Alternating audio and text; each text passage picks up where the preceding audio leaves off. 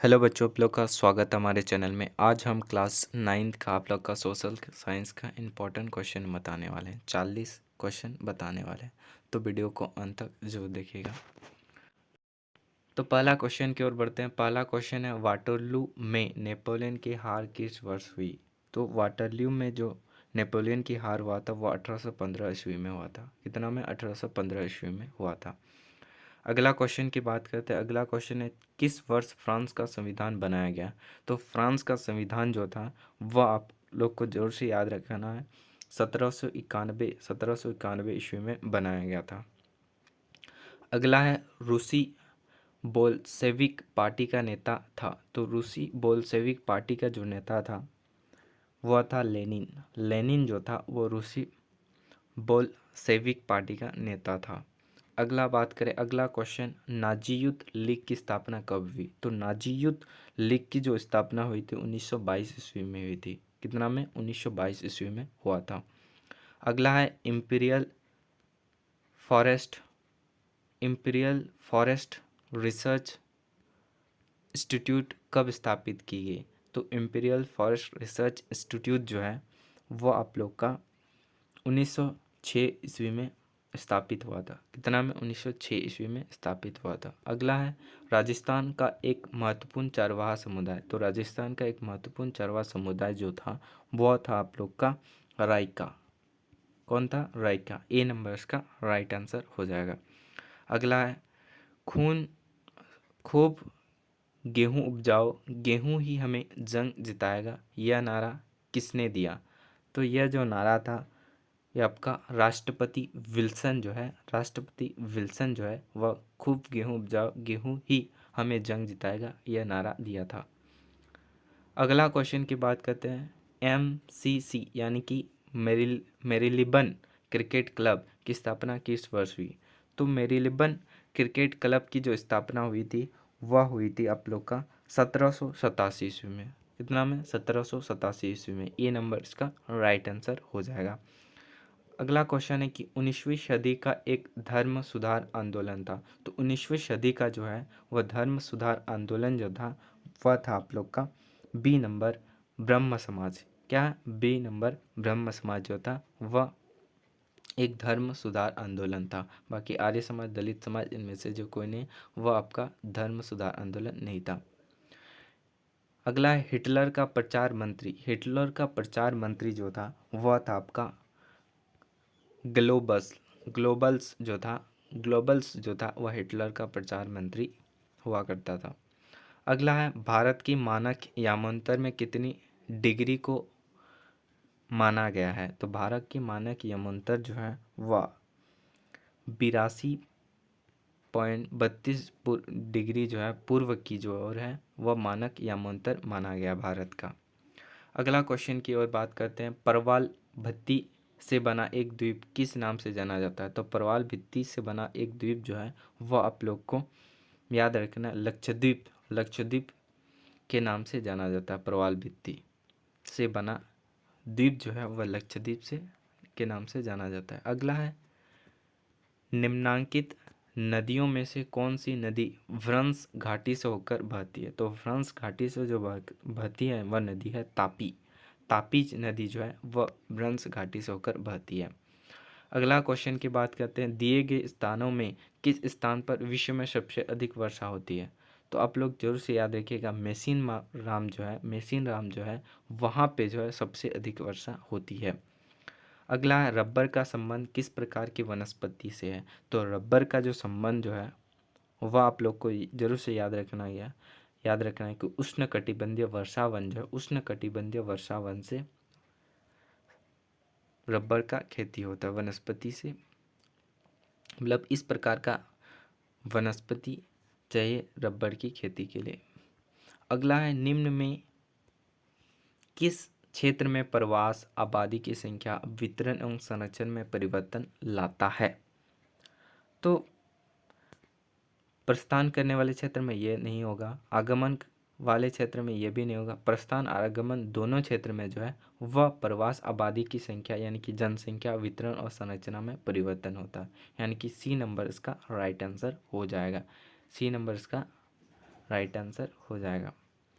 अगला क्वेश्चन की बात करते हैं, भारत का सबसे पूर्व देशांतर कौन है? तो पूर्वी देशांतर जो है वह जरूर से याद रखिएगा, वह 97 डिग्री 25 डिग्री पूर्व होता है। ए नंबर्स का राइट आंसर हो जाएगा।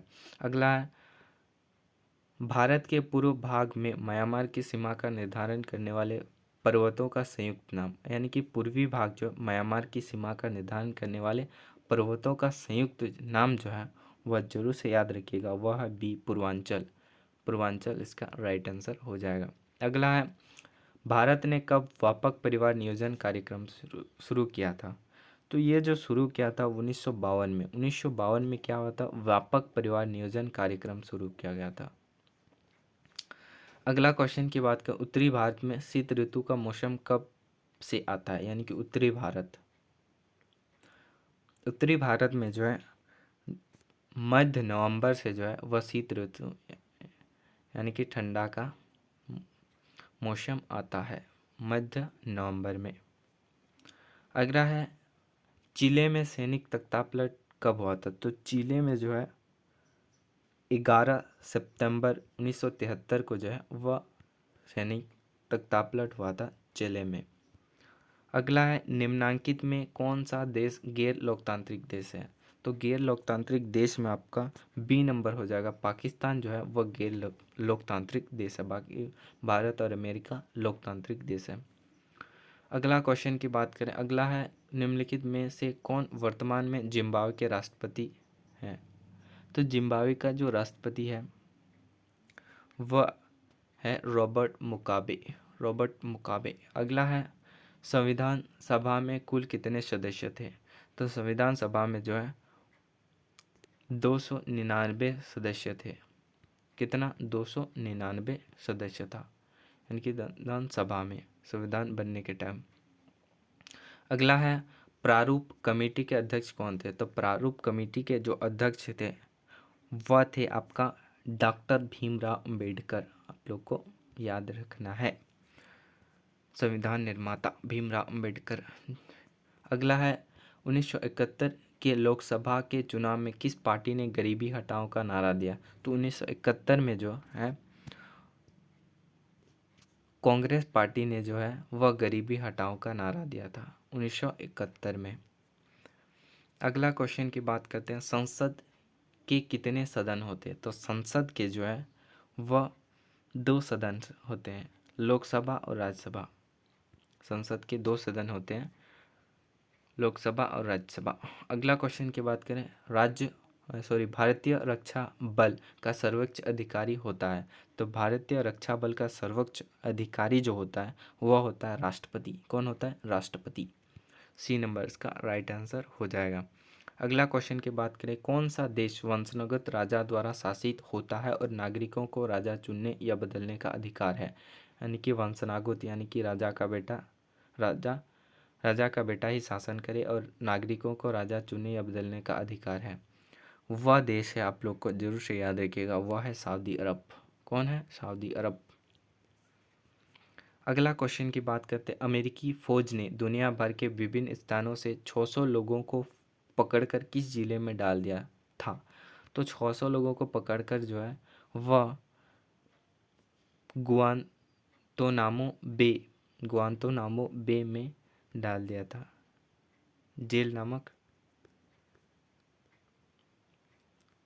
में डाल दिया था। अगला है, रबी ऋतु फसल की अवधि है? तो रबी ऋतु फसल की जो अवधि है वह है बी नंबर, नवंबर से अप्रैल। नवंबर से अप्रैल जो है वह रबी फसल का अवधि होता है। अगला है, HYV का क्या तात्पर्य है? तो HYV का जो तात्पर्य होता है वह होता है अधिक उत्पादन करने वाले बीज। अधिक उत्पादन करने वाले बीज को हम लोग HYV कहते हैं। अगला क्वेश्चन की बात करें, पालमपुर गांव के साथ कौन सा गांव जुड़ा हुआ है? तो पालमपुर गांव के साथ जो है वह रायगंज जुड़ा हुआ है। कौन सा गांव? राजगंज जो है वह जुड़ा हुआ है। अगला क्वेश्चन की बात करें, ग्रामीण क्षेत्रों में कितने प्रकार की बेरोजगारी पाए जाते हैं? तो ग्रामीण क्षेत्रों में जो है वह 2 प्रकार की बेरोजगारी पाई जाती है। मौसमी बेरोजगारी, एक प्रचंड बेरोजगारी शायद। अगला क्वेश्चन की बात करें, सन 2000 में जीवन प्रतिशत क्या थी? तो 2000 ईस्वी में जो है तब जीवन प्रतिशत जो थे वह था 64 वर्ष से ऊपर। कितना? 64 वर्ष से ऊपर।